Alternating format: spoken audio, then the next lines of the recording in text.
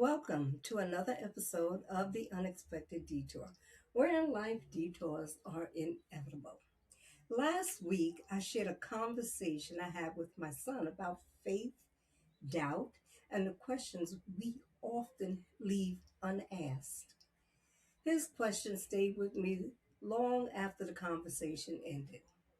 It also led me to think about another aspect of faith.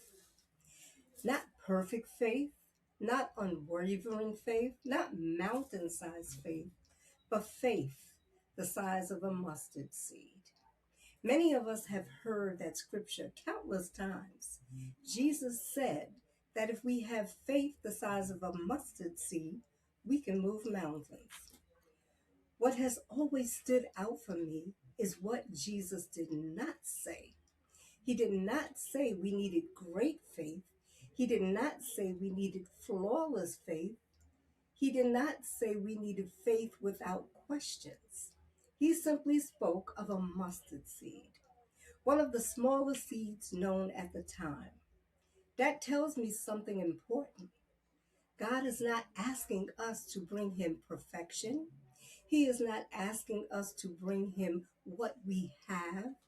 Sometimes our faith feels strong. Sometimes our faith feels weak. Sometimes our faith is filled with confidence. Sometimes our faith is accompanied by questions. Yet God can work with all of it. When I think about the people throughout the scriptures whom God chose to use, I notice something remarkable. Many of them struggled, many of them doubted, many of them questioned, yet God still showed them favor. Let's take Thomas. Most of us know him as Doubting Thomas. In fact, his doubt became part of his identity in the minds of many believers. But I often wonder if Thomas deserves a second look. Thomas did not Thomas was not rejecting Jesus. Thomas was seeking understanding. He wanted confirmation. He wanted to see for himself. And when Jesus appeared to him, Jesus did not shame him. Jesus did not turn him away. Jesus met him exactly where he was. What if Thomas teaches us that God is not threatened by our questions? What if God understands that faith and questions sometimes work together? Then there was Moses. When God called him to lead, Moses immediately focused on what he believed he could not do. He questioned his abilities. He doubted himself, yet God still chose him. Then there was Gideon. Gideon repeatedly asked God for signs. He wanted reassurance. He wanted confirmation. He wanted to know that God was truly with him. And God patiently met him where he was. Sarah, remember Sarah? She laughed when she heard she would have a child. Peter stepped onto the water and then became afraid. Again and again, scripture shows us ordinary people wrestling with uncertainty. And again, God meets them with grace. Perhaps that is the lesson. Faith is not the absence of doubt. Faith is moving forward even when questions remain. Faith is taking the next step when the entire journey is not yet visible.